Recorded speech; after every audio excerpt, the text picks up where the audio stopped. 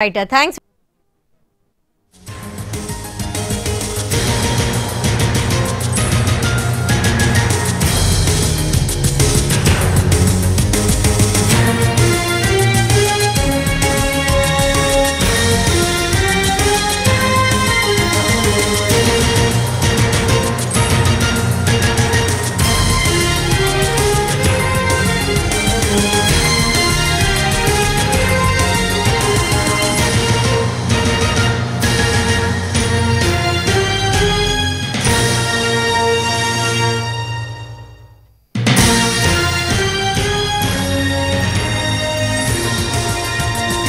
Right breaking news చూస్తున్నాం. ఏపీలో టీచర్ల బదిలీలకు బ్రేక్ పడింది. దీనికి సంబంధించి ఆదేశాలు జారీ చేశారు, ఉత్తర్వులు జారీ చేశారు పాఠశాల విద్యా కమిషనర్ సురేష్ కుమార్.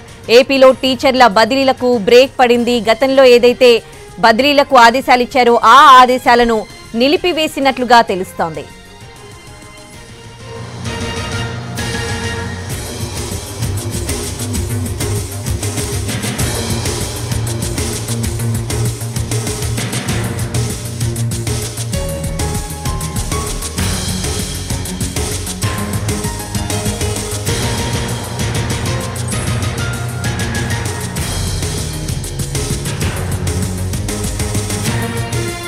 ఏపీలో టీచర్ల బదిలీలకు బ్రేక్ పడింది.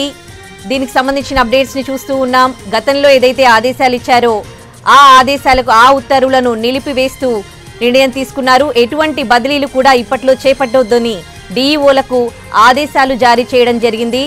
ఉత్తర్వులు జారీ చేశారు పాఠశాల విద్యా కమిషనర్ సురేష్ కుమార్. ఎటువంటి బదిలీలు కూడా చేపట్టొద్దని, ఎన్నికలకు ముందు మొత్తం 1400 మంది టీచర్లను బదిలీలు చేస్తూ ఆదేశాలు జారీ చేశారు. ఆ ఆదేశాలను ఇప్పటికీ నిలిపివేశారు.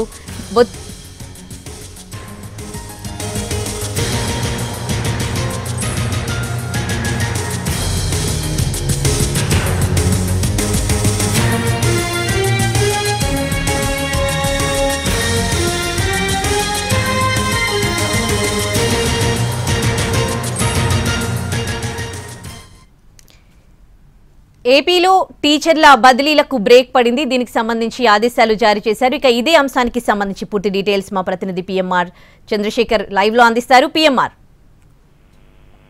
ప్రధానంగా 1800 మంది టీచర్లకు సంబంధించిన బదిలీల ప్రక్రియకు బ్రేక్ పడింది. ఎన్నికలకు ముందు మొత్తం 1800 టీచర్లను బదిలీలు చేశారు. ఈ బదిలీల్లో పెద్ద ఎత్తున పైరవీలు జరిగాయి. అలాగే లావాదేవీలు కూడా, నగదు లావాదేవీలు కూడా అటు నుంచి ఇటు జరిగిన దాఖలాలు ఉన్నాయనే అభియోగాలు అయితే పెద్ద ఎత్తున గత ప్రభుత్వం మీద వచ్చాయి. అప్పుడే బదిలీలకు సంబంధించిన వ్యవహారం నడిచినప్పుడే పెద్ద ఎత్తున ఆరోపణలు వచ్చాయి టీచర్ సంఘాల వైపు నుంచి కావచ్చు.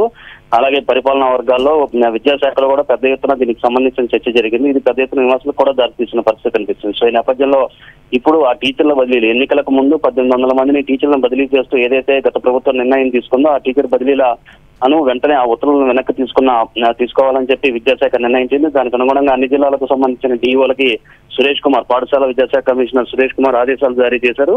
సో ఈ క్రమంలో 1800 మంది బదిలీ ప్రక్రియ అనేది పూర్తిగా నిలిచిపోయినట్లుగానే కనిపిస్తుంది. సో దీనికి సంబంధించి అప్పటి మాజీ మంత్రి బొత్స సత్యనారాయణ మీద అభియోగాలు ఉన్నాయి. బొత్స పేషీకి సంబంధించి మరొక వైపు సీఎం పేషీ నుంచి కూడా వచ్చిన ఒత్తిళ్ల మేరకే ఈ తరహా బదిలీలు గతంలో జరిగాయన్న అభియోగాలు వస్తున్న నేపథ్యంలో ఈ టీచర్ల బదిలీల ప్రక్రియలో జరిగిన లావాదేవీల మీద కావచ్చు, ఈ టీచర్ల బదిలీల వ్యవహారంలో జరిగిన అంటే దీని ఒక స్కామ్ ప్రస్తుత ప్రభుత్వం పరిగణిస్తున్న పరిస్థితులు కనిపిస్తున్న నేపథ్యంలో సో దీనికి సంబంధించి విచారణ చేపట్టే దిశగా కూడా ప్రభుత్వం అంటే పూర్తి స్థాయి అధికారంలోకి పూర్తి స్థాయి బాధ్యతలు చేపట్టిన తర్వాత దానికి సంబంధించిన విచారణ చేపట్టే దిశగా కూడా అడుగులు వేస్తున్నట్లుగా మనకు అందుతున్న సమాచారం మేరకు తెలుస్తోంది.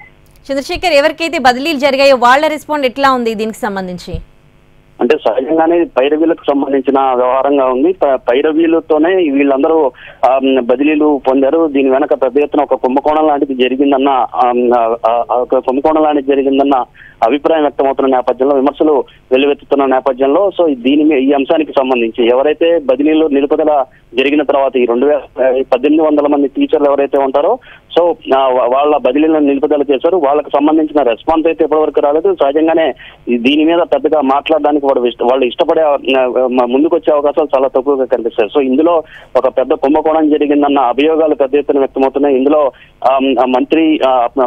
మాజీ మంత్రి బొత్సతో పాటుగా మాజీ మంత్రి సంబంధించిన పేషి, అలాగే సీఎంఓ పేషీలను కొంతమంది కీలక అధికారులు ఒత్తిడి తీసుకురావడంతో ఈ తరహా పైరవేలతో ఈ తరహా ఒక స్కామ్ తరహాలో ఈ టీచర్ల బదిలీలు జరిగాయి కాబట్టి సో ఈ అంశానికి సంబంధించి విచారణ చేపట్టే అవకాశం చాలా స్పష్టంగా కనిపిస్తుంది. సో ఈ క్రమంలో ఈ బదిలీలకు గురైన వారు, ఈ బదిలీలు ఎవరైతే పైరవేలతో చేయించుకున్నారో ప్రస్తుతానికైతే వాళ్ళు ఎవరు ముందుకు వస్తున్న దాఖలాలు కనిపించడం లేదు. కేవలం బదిలీలకు సంబంధించి నిర్ణయం తీసుకున్నారా? ఇప్పుడు మీరు చెప్తూ ఉన్నట్లుగా దీనికి సంబంధించి ఎవరిపైన అయితే ఆరోపణలు వస్తూ ఉన్నాయో పైరవి కుంభకోణాలకు జరిగాయని బొత్స అండ్ సీఎం పేషి, వీళ్ళకి సంబంధించి కూడా అంటే విచారణ మొదలైందా? అంటే దీనికి సంబంధించి ఇంకా విచారణకు సంబంధించిన ఆదేశాలు అయితే ఇప్పటి వరకు జారీ చేసినట్లుగా మనకు అందుతున్న సమాచారం మేరకు లేదు. ముందుగా అయితే ఈ బదిలీల ప్రక్రియకు సంబంధించిన నిర్ణయం ఏదైతే జరిగిందో దాన్ని వెంటనే నిలుపుదల చేయాలని ఆదేశాలు జారీ చేశారు. విచారణ ప్రక్రియ కూడా త్వరలోనే ప్రారంభించే అవకాశాలు ఉన్నట్లుగా మనకు అందుతున్న సమాచారం మేరకు తెలుస్తుంది. సో దీనికి సంబంధించి చంద్రబాబు నాయుడు ప్రమాణ స్వీకారం చేయాలి. ఆ తర్వాత మంత్రులుగా కూడా బాధ్యతలు స్వీకరించిన అనంతరం నెమ్మదిగా దీనికి సంబంధించిన జీవోలు కావచ్చు, విచారణకు సంబంధించిన ఆదేశాలు జారీ చేసే అవకాశం ఉన్నట్లుగా జీవోలు జారీ చేసే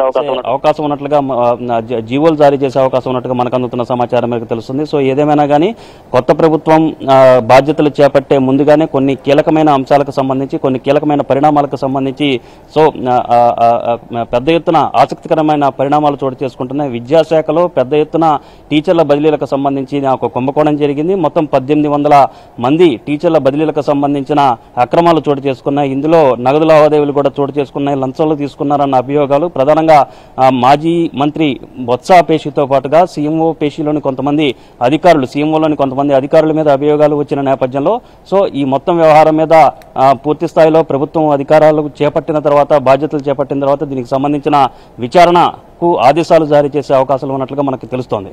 right, thanks for the updates PMR Chandrasekhar. గత ప్రభుత్వం 1800 టీచర్లను బదిలీ చేస్తూ నిర్ణయం తీసుకుంది. ఆ ఉత్తర్వులను ఇప్పటికీ ఆపేశారు. విద్యా కమిషనర్ సురేష్ కుమార్ డీఈఓలకు ఉత్తర్వులు జారీ చేశారు. ఎటువంటి బదిలీలు కూడా చేపట్టొద్దని నిర్ణయించారు.